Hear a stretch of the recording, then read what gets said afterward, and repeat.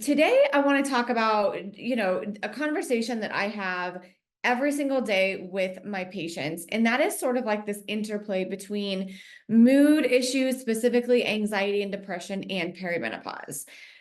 It's complicated sometimes, I think, to know what's what. Is it perimenopause and that's why you've started to get this anxiety or in like hormonal fluctuations, or is it your lifestyle? Is there something else going on that's causing this anxiety? It leaves women feeling a lot of despair, frustration, angst, fear, all of these things when they're going through this season of life where hormones are fluctuating in such a huge way. And we're also feeling this like either worsened anxiety or for some women, this anxiety that they've never felt before. So I want to chat through that today and give you kind of some background. So here's the thing. Perimenopause, right? We've talked about this a lot. Perimenopause is defined as 2 to 12 years before menopause. Menopause is 1 day in time. It is 365 days from your last period. And then we are considered postmenopausal, which is basically where that ovary responsiveness is decreased and non-existent anymore. Your ovaries are where a lot of your hormones are produced from, estrogen, progesterone. But after that responsiveness leaves the ovaries, you do have little amounts of estrogen and progesterone, testosterone, DHEA, etc., that are also produced in the adrenal glands. And so this interplay between all of this, like the nervous system regulation and the perimenopause, does come together. It is sort of like a vicious cycle for so many women. So one thing that happens is in perimenopause, we've talked about this and there's a lot of other episodes that specifically discuss perimenopause on here, but when we talk about perimenopause, there are stages of perimenopause. So the beginning stage of perimenopause is typically when we actually have too much estrogen in relationship to progesterone. And that's going to look like, heavy periods and clotty and crampy and short cycles. That's what that looks like. And then as we continue to go through the stage of perimenopause, closer to menopause and postmenopause, that's when the ovaries really lose their responsiveness and estrogen is actually low. You get longer time between cycles, the 60 days, the 90 days, the 6 months. We start to notice more like hot, dry symptoms like vaginal dryness, hot flashes, night sweats, joint pain, like lack of lubrication. Your hair gets dry or starts to maybe shed more. All of those symptoms can occur later in perimenopause. And, they obviously can occur at any time in life, depending on what your hormones are doing. But typically that is sort of like the stages of perimenopause.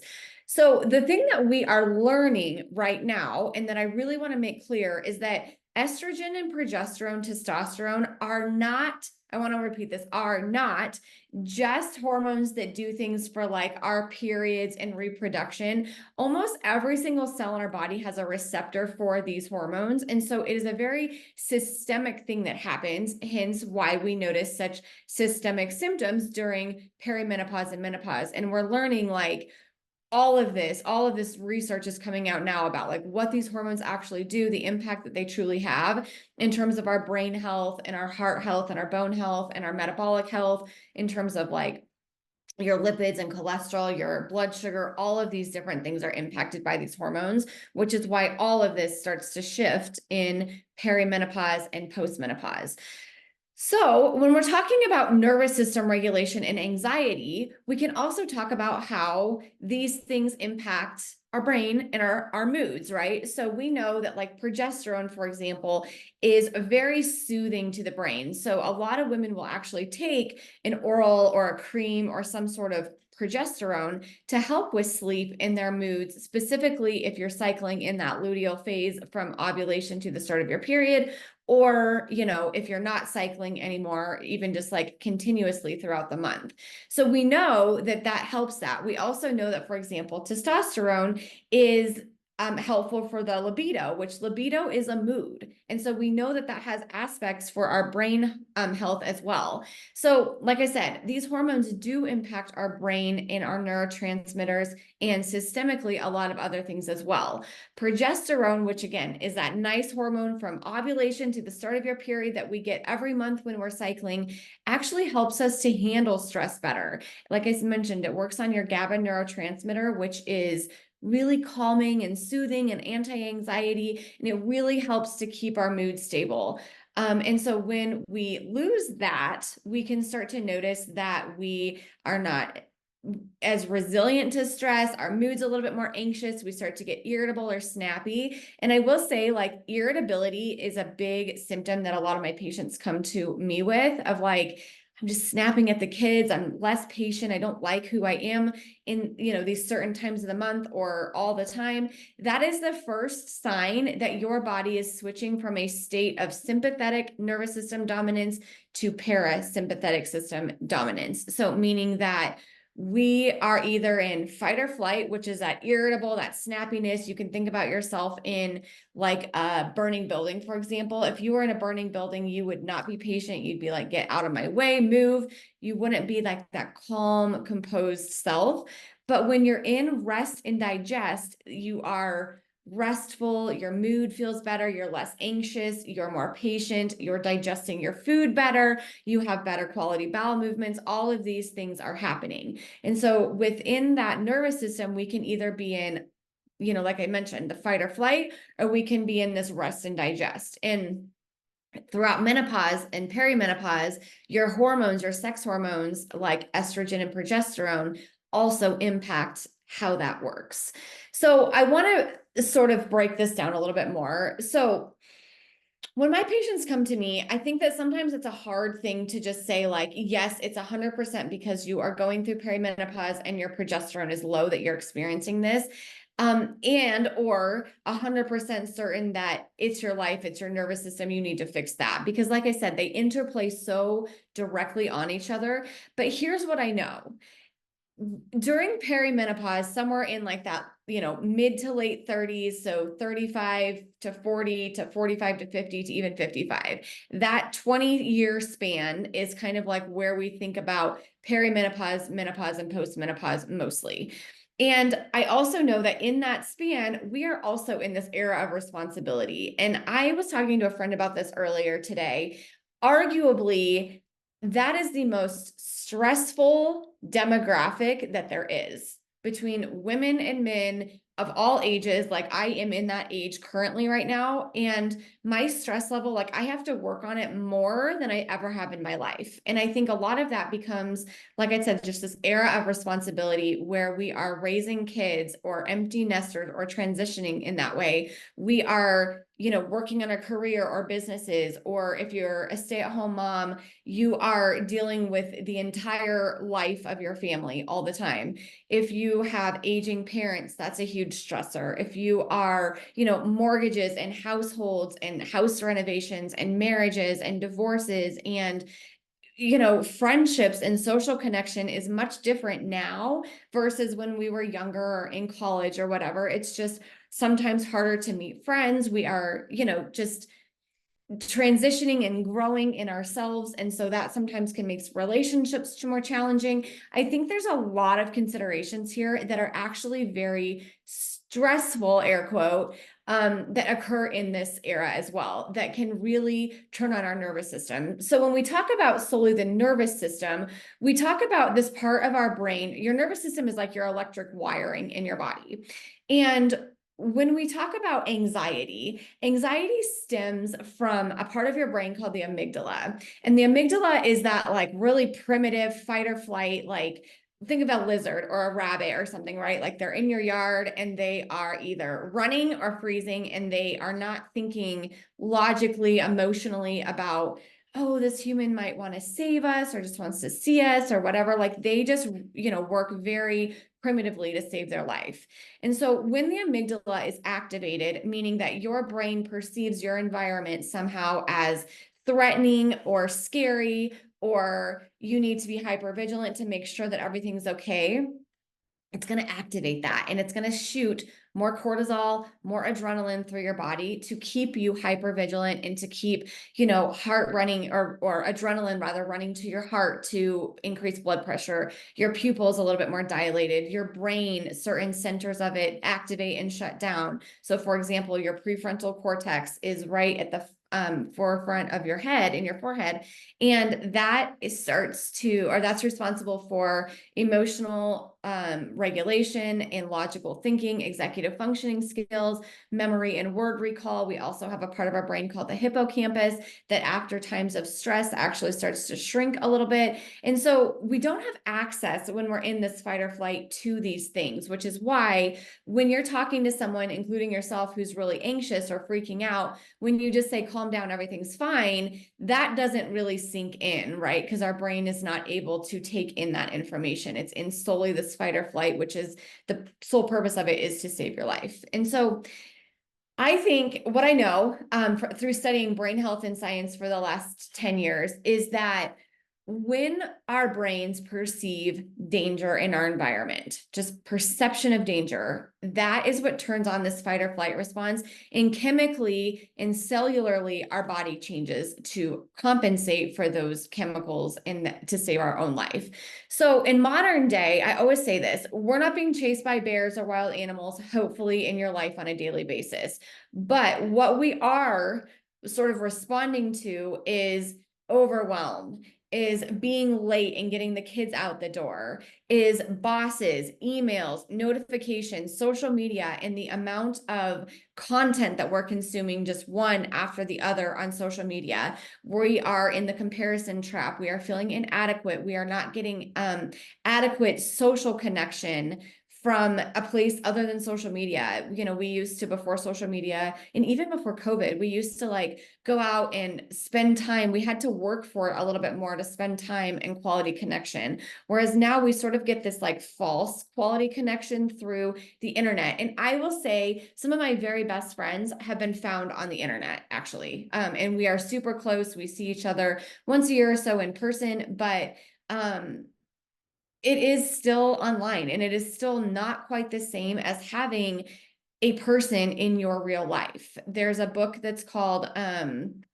Living Your Best Non-Anxious Life, I think, or Building a Non-Anxious Life by John Delaney. I've talked about it quite a bit. And he talks about why we are so anxious, why this internal danger alarm is going off consistently. And one of the biggest reasons is from social connection.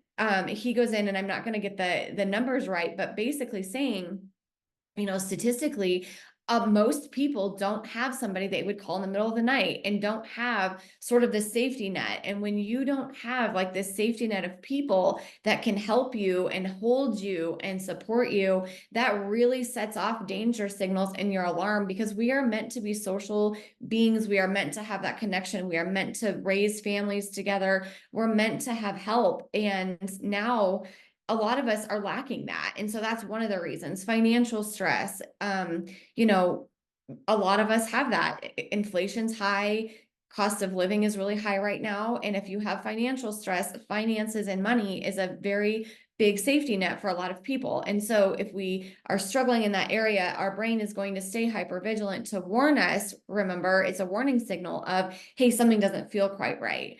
Raising kids, our own health, if we are not eating healthy food, if we're not working out or exercising or moving our body, these are all reasons that your alarm bells can go off. Narcissistic people, toxic relationships, lack of boundaries in your life, not sleeping well. These are all reasons that this internal alarm can go off. And so if you think about pairing perimenopause and the hormonal fluctuations with life in general and all the things that we have to deal with, this is what's creating this big cascade of worsening perimenopausal symptoms and so many other symptoms like insomnia, anxiety, irritability, mood swings, low energy, feeling tired and wired, having like blood sugar issues. If we are sending ourselves continuously messages of danger, like all these things are dangerous for us, our blood sugar gets off. Your blood sugar has to go into your bloodstream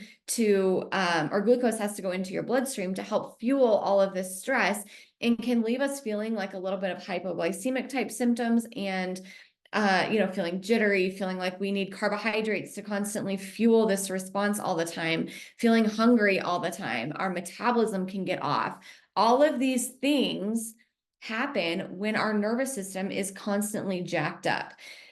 So when we're talking about sex hormones and we're talking about nervous system regulation on the internet, there's, kind of two camps of people that talk about each one of them, and they're very much so in their own kind of place, and basically kind of, in my opinion, like an all or nothing. Like it's either your sex hormones or it's either your nervous system regulation, and we're not mixing and having the nuanced conversation of both. And so I think, in my opinion, when we are talking about anxiety and perimenopause, it's very much so about taking a bird's eye view of our life and looking at what is truly going on here. Like, first off, where are the danger signals? Do you have a boss that's toxic? Do you freak out every time you get an email or a notification like you need to respond urgently? Again, that's a message of danger. Are you driving erratically? Are you breathing super shallowly like you're being chased by a bear? Are you not sleeping? Are you scrolling your phone all night? Are you, saying inadequate things about yourself? Are you feeling like a failure? Are you, having negative self-talk about your body and your health? Are you constantly fixated on your body or your health? These are all signs of danger to our brain that keeps that amygdala, that part of your brain, really hypervigilant.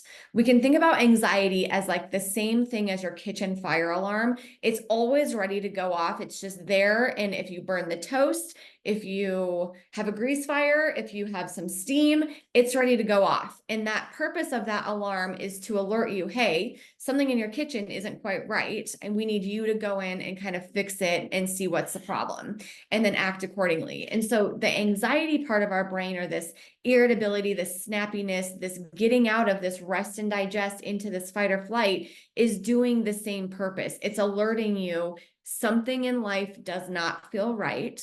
Something feels dangerous. We need to be hyper vigilant and stay alert to make sure that we are okay in this life.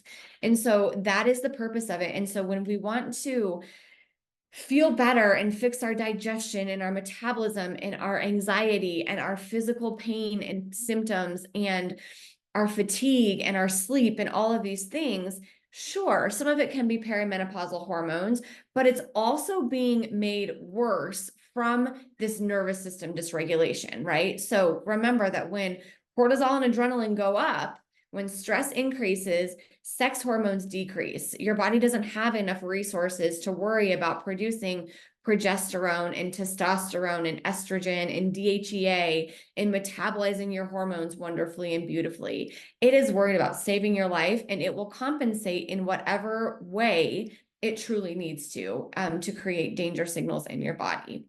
So I think that moral of this story, when we are looking at perimenopause, what I do with my patients, and that I think that is the most evidence-based and truly best way to practice medicine and help women, is that we have to ask them the questions. We have to talk about what's going on in life. What is your perception of your life? Is it fear and danger and scary and threatening and, oh my gosh, we're going to fail at this, and my business isn't going to succeed, and financially we're not in a great place, and if I'm late with my kids, this bad thing's going to happen, and emails are coming in and I have to respond immediately?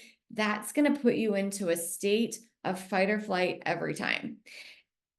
We need to work on that first, and then see what the baseline is for your sex hormones and perimenopause.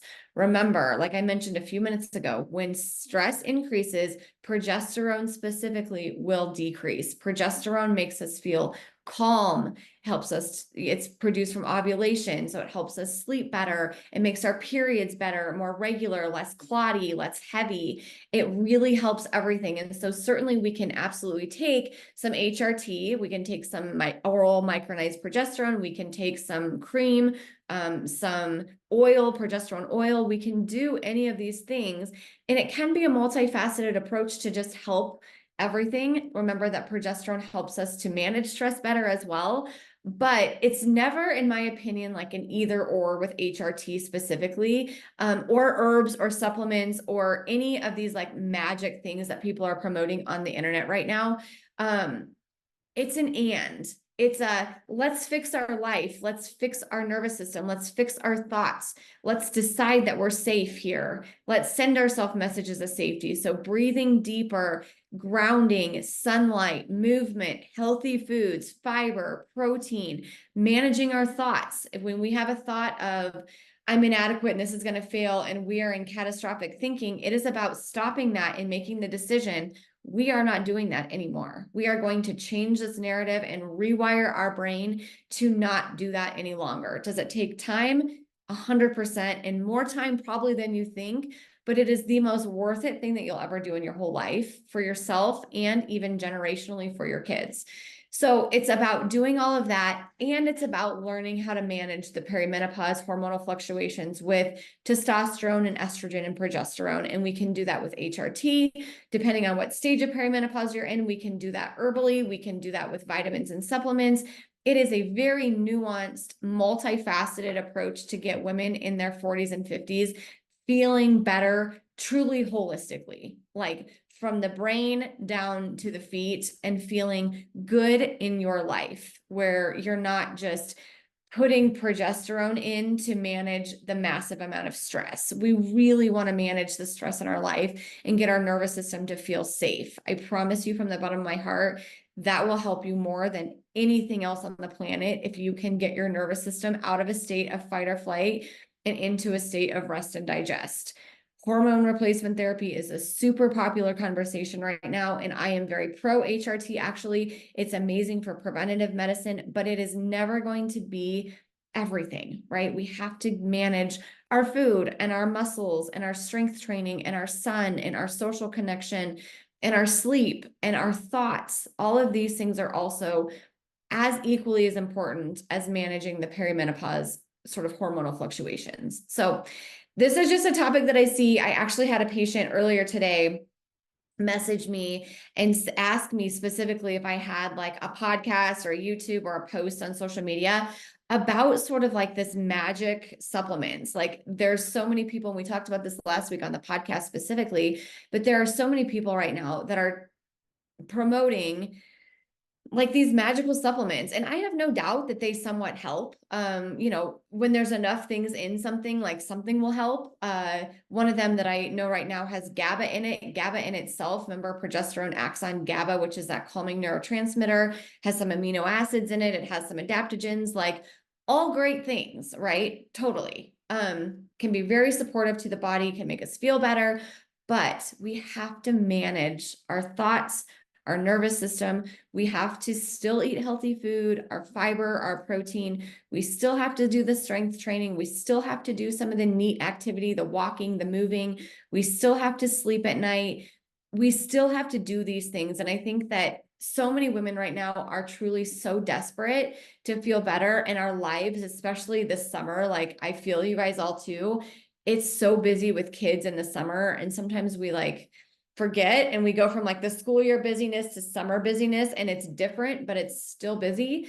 And we all just want the fastest, quickest, easiest thing. And I totally understand that. It's not even like we want this quick fix necessarily. It's just, we have so much else going on in our life and so much busyness that we don't have time to deal with all of the rest of this. And I totally understand, but that's part of the problem, right? The pace of our life, the busyness, the overwhelm, the driving everywhere, the travel sports, the doing all the things for all the people, the sort of sailing ourselves down the river, that is what's activating this fight or flight response. And so I get it. I am right in the trenches with you guys navigating every single one of those things.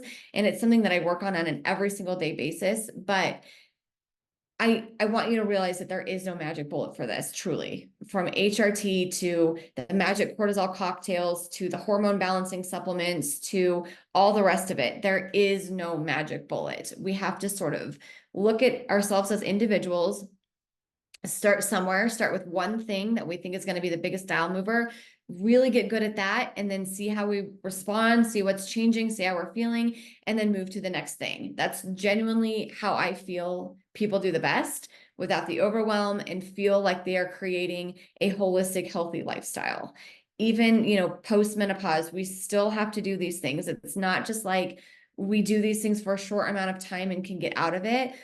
as we age, which aging is a beautiful thing, we are blessed to be able to age. I know that firsthand from family members, and it's tough to kind of acknowledge that, I know, but we are blessed to age. But with that becomes more of a responsibility to take care of our body, especially if we want to age well. If you want to be mobile, if you want to be cognitively sound, if you want to be able to do all the things, you want to move well, you want to, not be at the doctor all the time, your organs and cells working well. It is something that we have to continuously work on. And so I think, learning how to kind of settle in here. It's not a 7-day cleanse. It's not a quick fix. It's not a sprint really quick to get ourselves healthy and then let everything go again. It's a slow progression as we go through our 30s, our 40s, our 50s, into our 60s of like things that we have to do. And probably each decade, we're going to have to do a bit more to just maintain the oil in the body, good gas going in our body to make us feel good. So